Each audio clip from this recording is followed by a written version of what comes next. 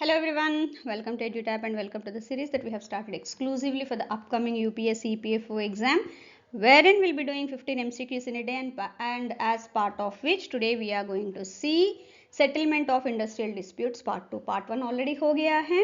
Okay, and today we are going to see part 2. Now, why is this series important? See, when it comes to UPSC, be it APFC के post के लिए आप prepare कर रहे हो या फिर AO और EO के लिए, दोनों के लिए ये टॉपिक बहुत ही इंपॉर्टेंट है because out of close to 120 जो क्वेश्चन है उसमें 15 प्लस क्वेश्चन इन्हीं टॉपिक्स में से आते हैं like labour laws and industrial relations and with this you can understand the kind of weightage that it has got and scoring potential भी high है क्योंकि बेसिक्स भी अगर आप सही से कर लोगे okay, so that you'll be able to easily solve 10 plus questions. So if you really want to score high in either of these examinations, you can go through this series or watch this series regularly, as we are going to cover all these components या topics in the form of MCQs, जिससे आपका एक revision भी हो जाए and practice भी हो जाए. And moreover, we are expecting the notification of UPSC EPFO very soon. So with this, you can understand the kind of importance that is attached to this series. So with this, let me start today's session. So coming to the first question. Which of the following statements regarding adjudication under the Industrial Disputes Act 1947 is or are correct? एक बार statements देख लेते हैं, then we'll see which of these is correct. Adjudication is the process of resolving industrial disputes through a third party appointed by the appropriate government. Yes, we can consider this as the ultimate legal remedy for the settlement of an unresolved dispute. Okay, so ये very much true है.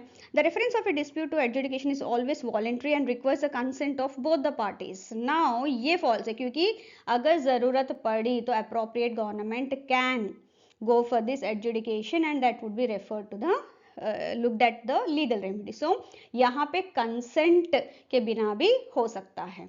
Yes, this is false. If the government refers a dispute to the adjudication without the consent of either or both the parties, it is considered compulsory adjudication. Yes, this is true. अगर वो parties agree कर रहे हैं वो खुद बोल रहे तो voluntary होता है, अगर नहीं है तो compulsory. यहाँ पे जब हम लोग false बोल रहे हैं तो definitely this would be true. Adjudication can only be initiated when conciliation efforts are completely failed. Yes, this is also true. क्योंकि this is considered as the ultimate legal remedy for the settlement of an unresolved dispute. So definitely अगर बिल्कुल conciliation efforts सब बिल्कुल fail हो गए हैं, then they would look at the adjudication. So here in this case 1, 3 and 4 are the correct answers. So C is the right option. Moving on to our next question. Which of the following statements regarding the labor court under section 7 of the Industrial Disputes Act 1947 is or are correct? Again statement based question है. तो इसमें ये पूछ रही है ना section 7 के हिसाब से what are the following statements are true? So here the appropriate government has authority to establish one or more labor courts for the adjudication of industrial disputes. Yes, as per the requirement वो कर सकता है. So definitely this is true. A labor court must consist of at least 2 members including a presiding officer. Now labor court मतलब single. Okay, single person ही होता है. He can be an additional judge. Now at least 3 years का experience होना चाहिए अगर district judge है या additional judge है, और any judicial office में अगर है तो at least 7 years का experience होना चाहिए, or any presiding officer at other labor courts. So constituted under law, any of these persons can be put under this labor code. So definitely ये false है, single member रहेगा. The qualification of the presiding officer of a labor code include being a high court judge, a district or additional judge for at least 3 years, or holding the judicial office in India for at least 7 years. Yes, this is very much true जो अभी हमने discuss किया है. Labor courts adjudicates disputes related to matters specified in the second schedule of the act. Yes, उस second schedule में जो mentioned वाले disputes है उनके लिए labor court का adjudication हो सकता है, that is the disputes. So yes, this is also true. So here in this case 1, 3 and 4 are true. So here yes, A is the correct answer.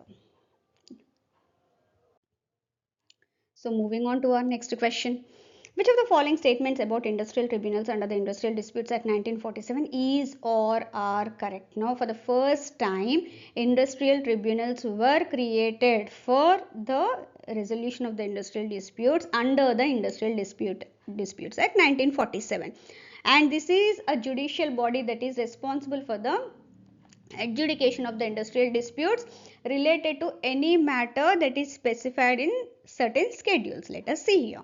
So, industrial tribunals were introduced by the Industrial Disputes Act 1947 for the adjudication of the disputes related to matters specified in both the second and third schedule.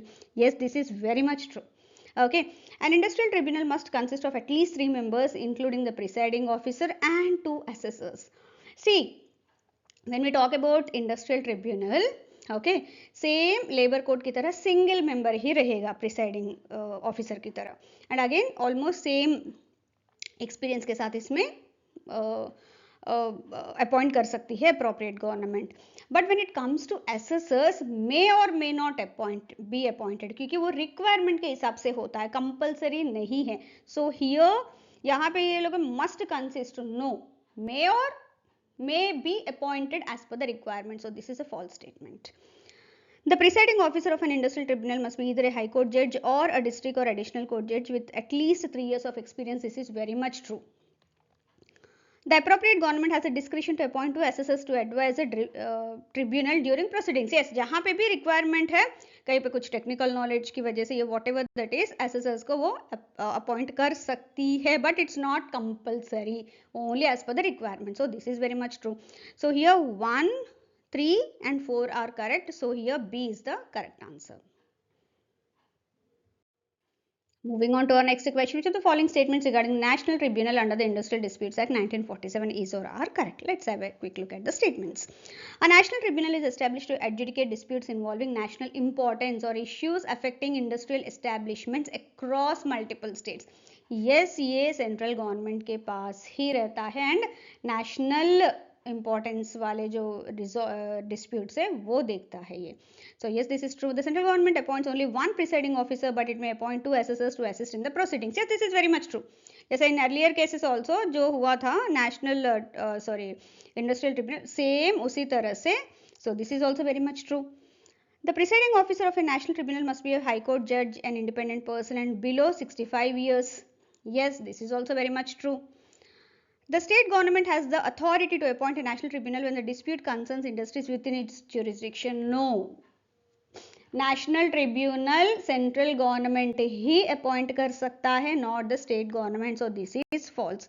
So here in this case 1, 2 and 3 are correct. So here A is the correct option. Coming to the next question, which of the following statements regarding non-statutory measures for the settlement of industrial disputes is or are correct? So the term non-statutory measures मतलब कोई legally binding या फिर compulsory करना है या फिर वो नहीं करेंगे तो कुछ पनिशमेंट होगा या फिर कुछ इस तरह से होगा, उस तरह का मेजर्स है. So please be very very careful. जो क्वेश्चन के हिसाब से ही the answer should be there.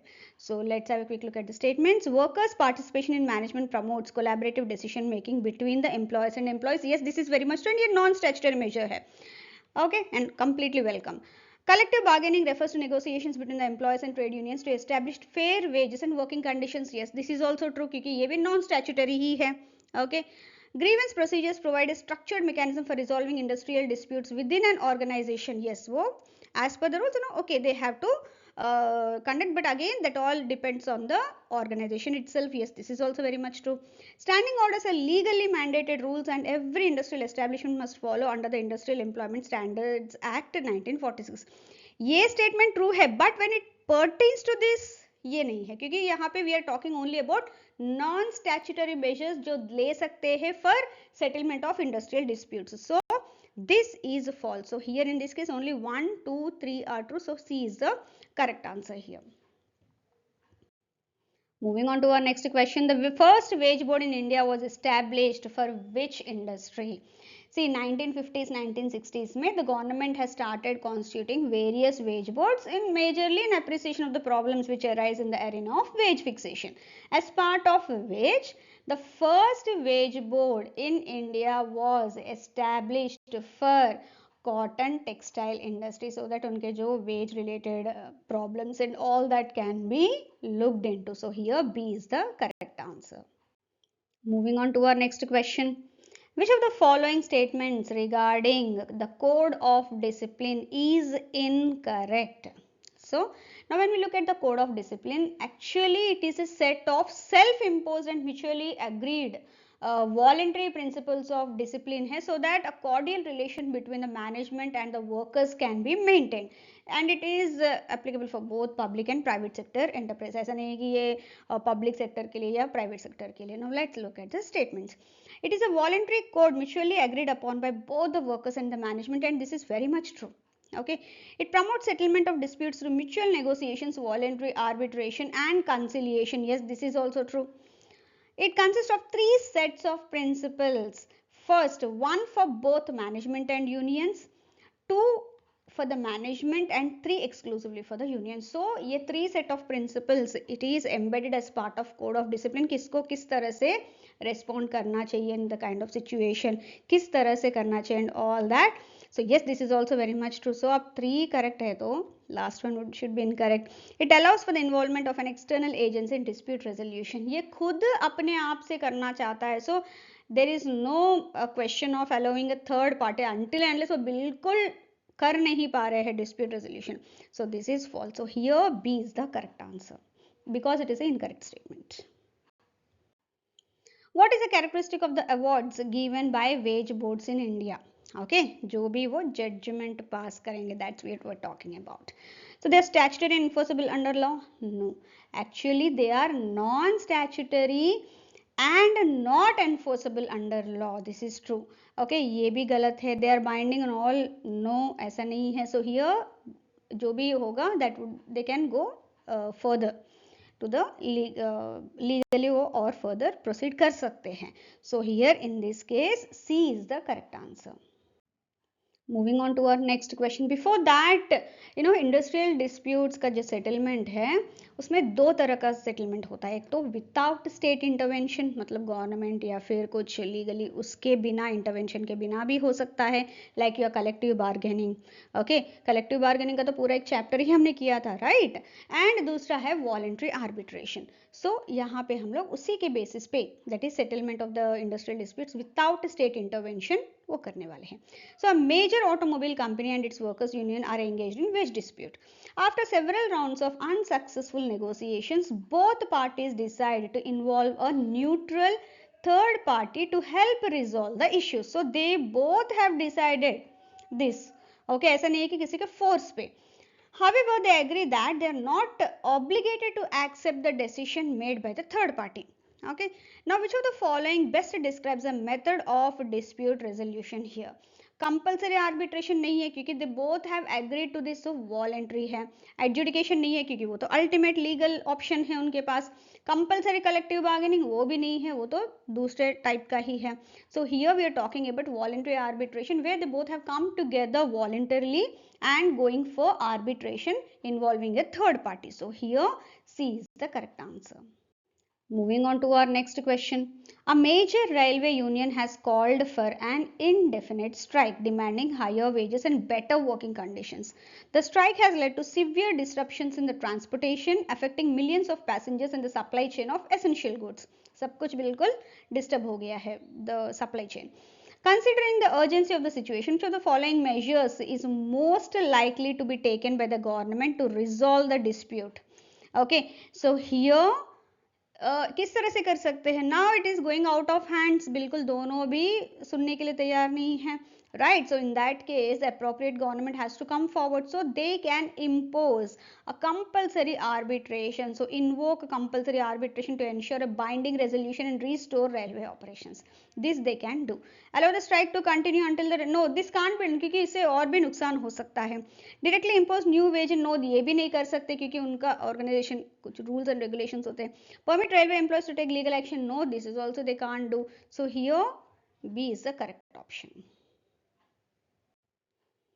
Moving on to our next question, under the Industrial Disputes Act 1947, how does the state ensure that workers and employers engage in collective bargaining without going for any harsh decision? So here they can do this by mandating that refusal to bargain in good faith is considered an unfair labor practice under the fifth schedule of the Industrial Disputes Act 1947, so that उनको एक option देना चाहिए. So here A is the correct answer. Moving on to our next question. Which of the following statements correctly differentiates between conciliation and mediation in industrial dispute resolution? Now, ये दोनों terms बहुत बार आए हैं. Now let's have a look. Now when we talk about conciliation, it is something which is proactive and interventional process. A third party जो है ना वो intervene करती है, okay, and that would be led by a conciliator, and वो खुद बात करते हैं, okay, and the third party would themselves talk, discuss with, negotiate with both the parties and try to arrive at a solution. But वही mediation में क्या है, third party बात नहीं करेगा, they only facilitate the process, जो उनके बीच में जो unsaid जो भी है, एंड जिस तरह से दोनों बिल्कुल बात नहीं करे, दोनों parties, they will bring them together, ना उस तरह का एनवायरनमेंट क्रिएट करते हैं so that both the parties can come sit and negotiate the discussions. So here conciliation is a proactive and interventionist process led by a conciliator. खुद वो बात कर करके इनको समझाने की कोशिश करता है, whereas mediation is a facilitative process where a mediator helps parties reach a voluntary agreement. So here D is the correct answer. Moving on to our next question, which of the following best describes state intervention in industrial relations as proposed by Dunlop? Okay, industrial dispute must only be resolved through court. नहीं, ऐसा कुछ नहीं है. Okay, the government takes complete control over industrial relations, eliminating trade unions. No, this is also very wrong. The government mandates the formation of bipartite committees consisting of worker and employer representatives to resolve disputes. This is very much true. As per Dunlop, this is what he has proposed कि bipartite bodies जो है that has to be done so that industrial disputes can be resolved amicably. The government plays no role in industrial dispute settlement, leaving it no. This is also not true. So here C is the correct option. Moving on to our next question.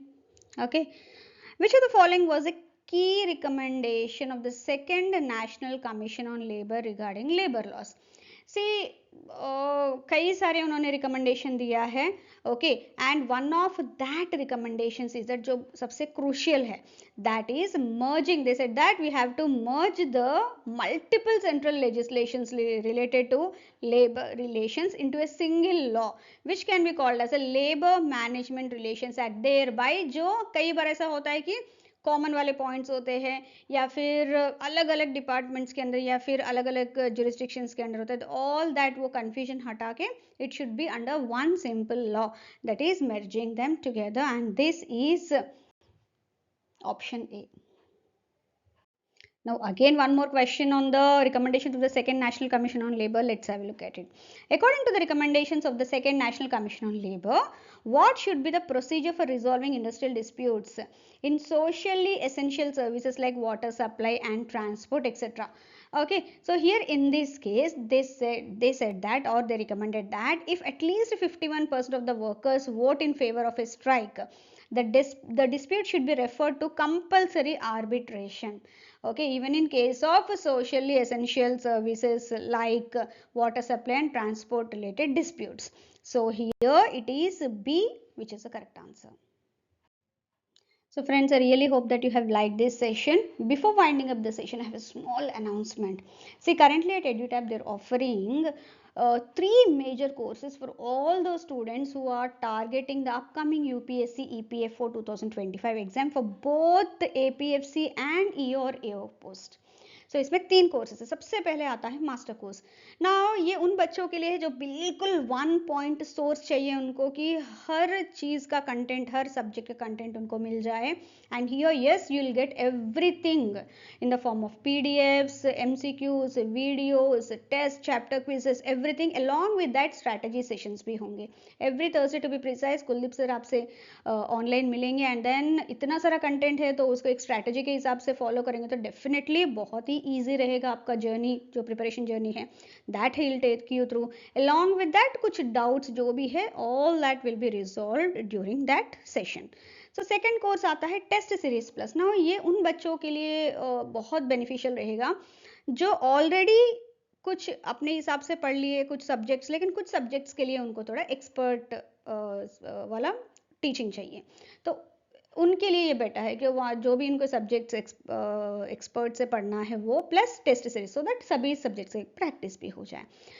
Third आता है test series. ये उन बच्चों के लिए जो already पूरा अपने हिसाब से पढ़ चुके हैं, ओके, या फिर एक बार ऐसे कुछ एग्जाम भी दे दिए हैं एंड स्टिल और फिर अपना प्रिपरेशन कर रहे हैं। They can go for this test series where they will get good बिल्कुल रियल एग्जाम का जो फील है that you will get it here, and good practice भी हो जाएगा आपका एंड रिविजन भी हो जाएगा। So here these are the 3 courses. आपको कुछ भी डाउट है तो you can always reach out to the team and get your doubts clarified before making an informed decision. Thank you very much and all the best.